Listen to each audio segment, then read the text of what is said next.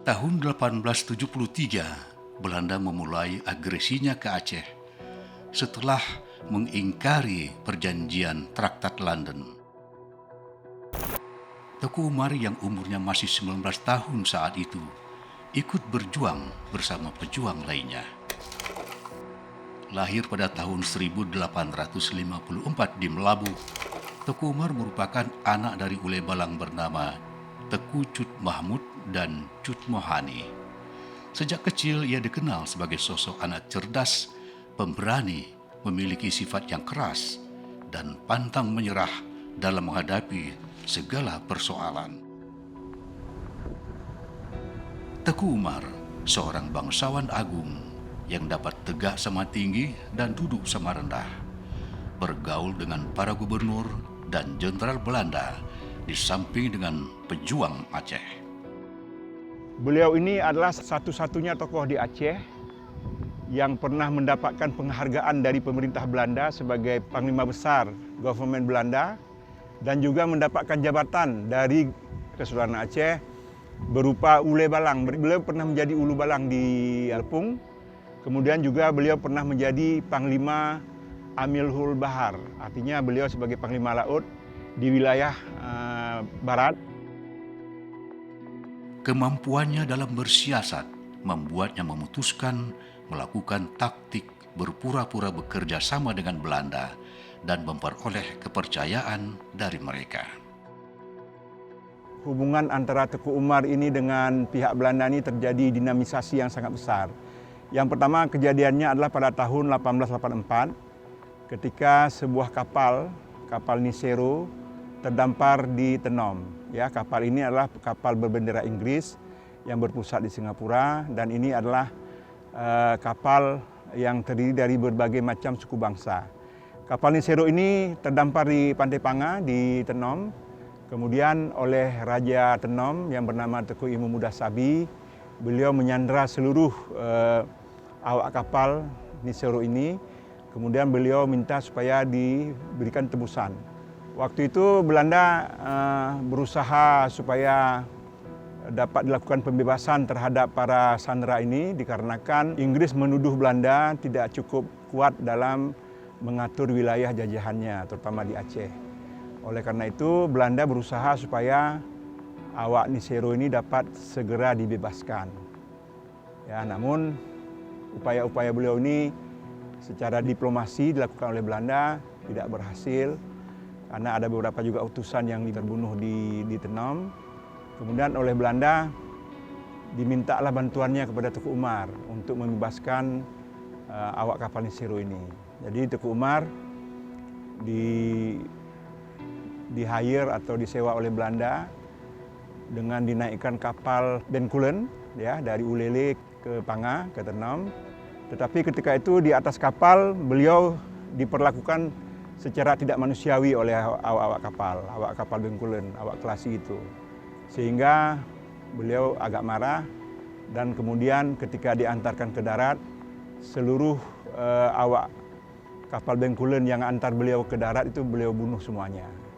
Ini menjadi titik awal dari mana Teku Umar itu berselisih dengan Belanda.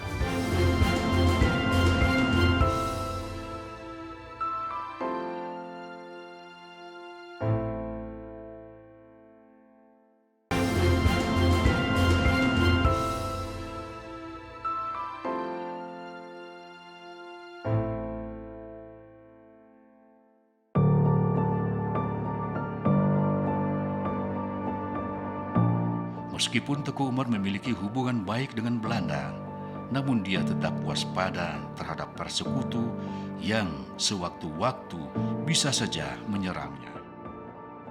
Semua itu dilakukan demi menghimpun senjata, dana, serta informasi mengenai Belanda.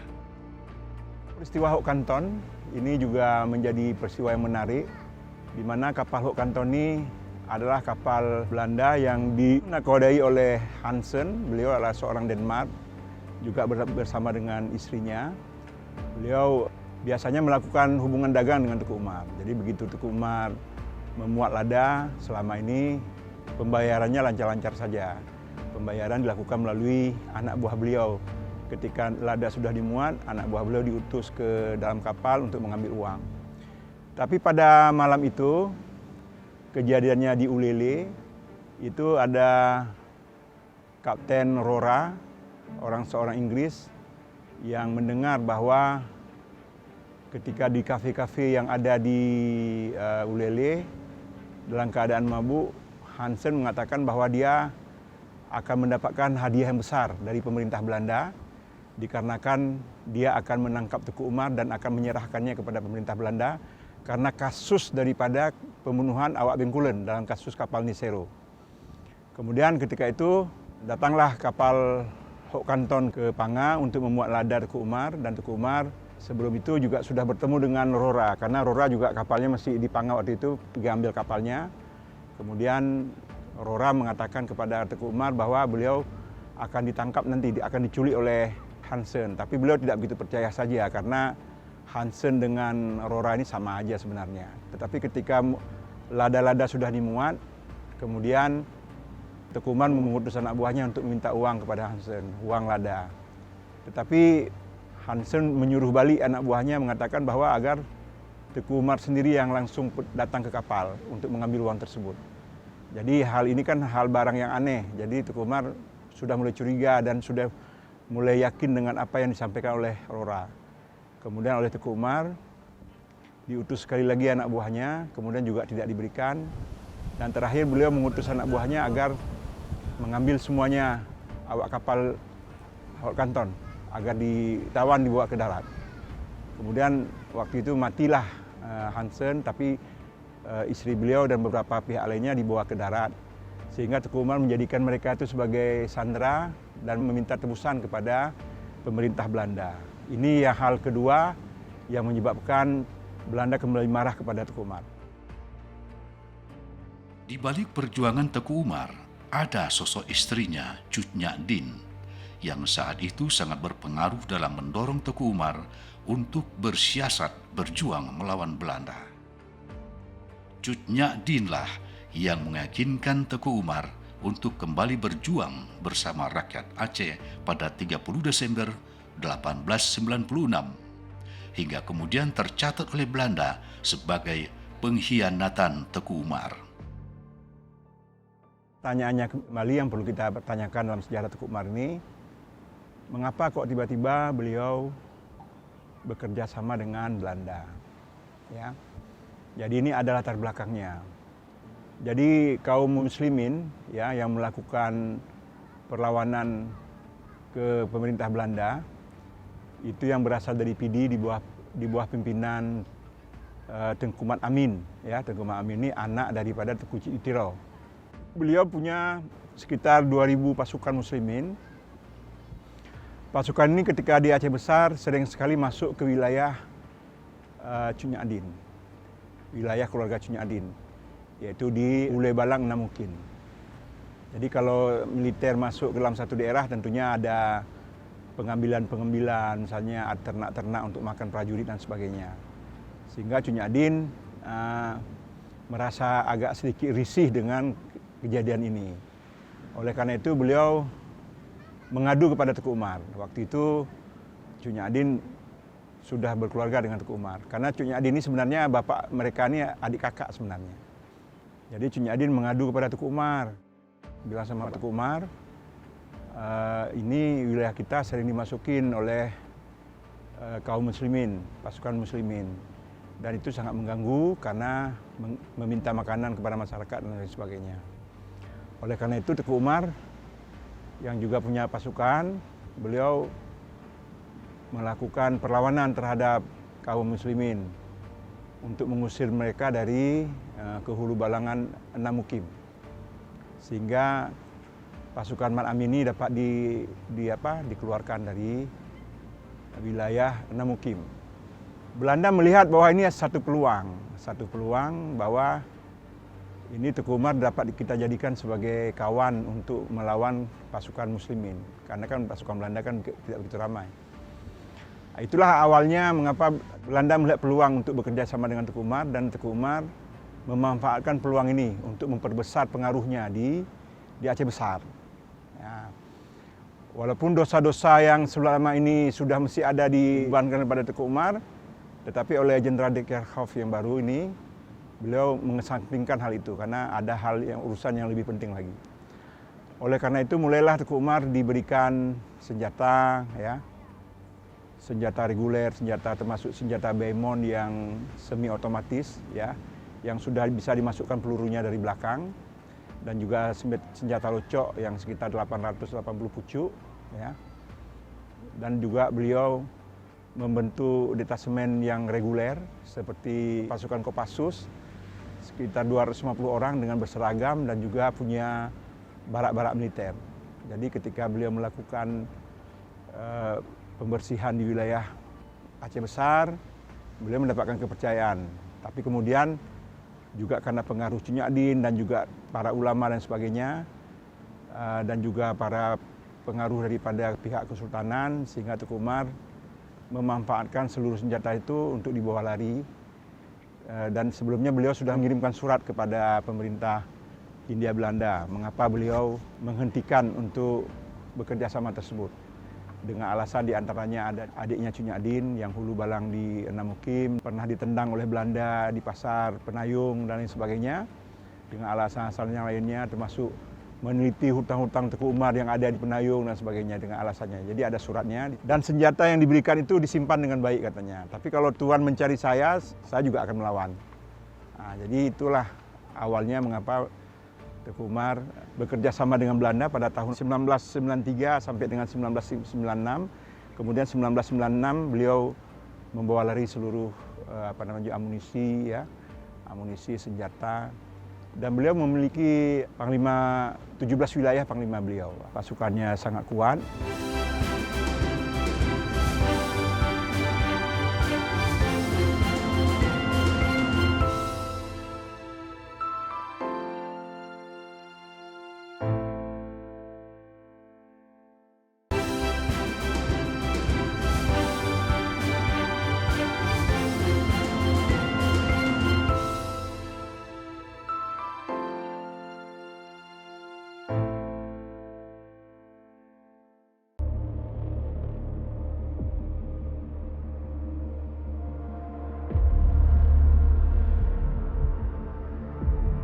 Belanda yang merasa dikhianati oleh Tengku Umar langsung menargetkannya sebagai buronan utama. Membunuh, bertanya, ada serang Belanda. Balik di dari tanah Aceh. Rencana Tengku Umar yang ingin menyerang markas Belanda di Melabuh diketahui oleh pihak Belanda. Mereka pun menyiapkan pasukan untuk mencegat rombongan Tengku Umar.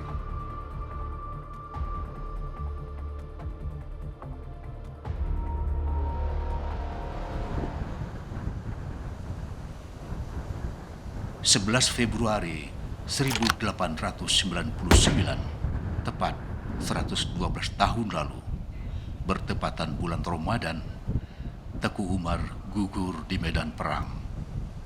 Ia tersungkur jatuh dihantam peluru Belanda di Suak Ujung Kalak, Melabuh.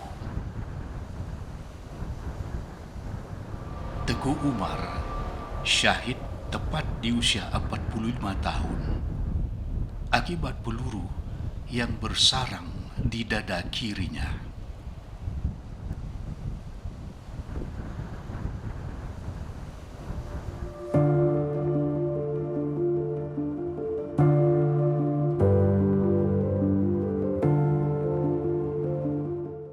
Bengoh tanya Jip Kupi di Melabuh atau Lon Sahid. Sebenarnya itu bukan pagi, dalam bahasa Belanda itu artinya itu sahur artinya. Jadi pagi yang lebih dalam dia. Jadi sebenarnya saya akan sahur di Melabuh, saya akan sahid.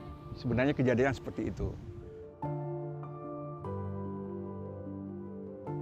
Tengku Umar dimakamkan di Desa Mego. Lokasi makam ini berada di tengah hutan, jauh dari pusat keramaian. Sejumlah sumber mengatakan, sebelumnya jasad Tengku Umar sempat dipindahkan hingga 3 kali oleh para prajurit Aceh untuk mengelabui Belanda yang saat itu ingin mengambil jasad Teku Umar. Alhamdulillah, ini kan sejarah. Termasuk nenek moyang saya salah satu yang mengambil jenazahnya. Dari mulai sejak pertama itu diantarkan oleh Raing, entah kemana nggak tahu dibawanya. Kemudian dititipkan kepada rombongan satu lagi, dipindahkan lagi nggak tahu. Yang tahu itu adalah nenek saya yang dari sana bawa ke sini. Alhamdulillah, jasad beliau ini utuh. Masih utuh, masih layak untuk dibawa-bawa kemana-mana. Dan tidak berbau, yang kadang-kadang baunya harum saja. Nah, karena bekas tembakannya, kalau kata nenek dulu, udah sembuh itu. Alhamdulillah. Itu janji Allah, mungkin ada 3 golongan manusia yang tidak busuk di alam kubur, itu termasuk syuhada, ya kan? Dan tidak busuk waktu matinya. Di makam ini, generasi muda saat ini dapat mengenang kembali kisah heroik Teku Umar saat melawan penjajah.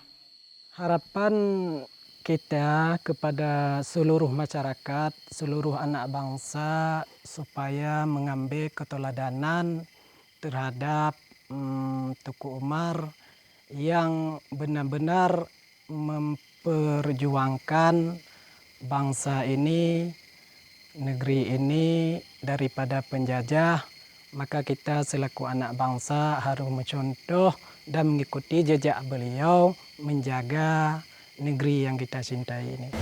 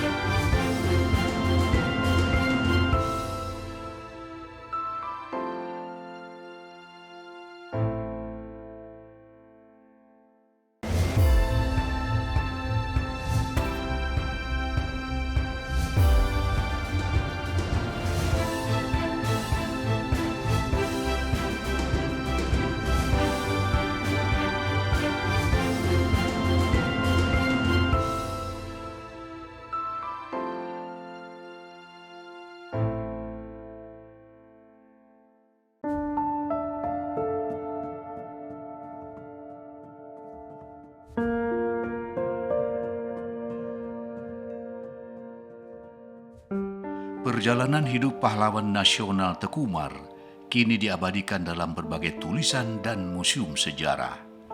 Bahkan, nama Teku Umar juga dijadikan sebagai nama salah satu kampus di kawasan Aceh Barat. Ada beberapa hal yang menarik yang dapat kita ambil dari nilai-nilai perjuangan Teku Umar. Pertama, beliau itu adalah seorang organisatoris yang sangat handal karena di bawah kepemimpinan beliau itu beliau membentuk wilayah-wilayah kepanglimaan, ada 17 wilayah, menandakan bahwa beliau itu seorang yang terorganisir, mampu mengorganisasi pengikutnya dengan baik.